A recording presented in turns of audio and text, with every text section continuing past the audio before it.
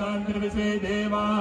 ब्रह्म शांति सर्वगुण शांति शांतिरेव शांति सावा शांतिरेधि जतो यथा समीहते ततो न वयं कुरुषन्नः गुरुप्रजाभ्यो भयन्नः पशुभ्यः शान्तिर्भवतु श्रीमन्महागणाधिपतये नमः लक्ष्मीनारायणाभ्यां नमः उमामहेश्वराभ्यां नमः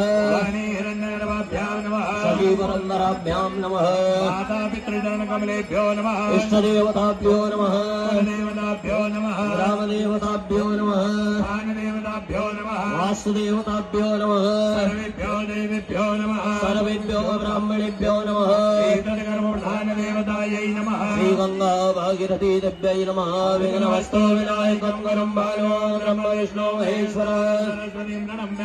सर्वकार्यार्थसिद्धये विघ्नवल्ली कुटारवय श्रीमन्महागणाधिपतये नमः संकल्प साक्षात् जलहिरण्यं गृहीत्वा ओम विष्णवे नमः ओम विष्णवे नमः ओम विष्णवे नमः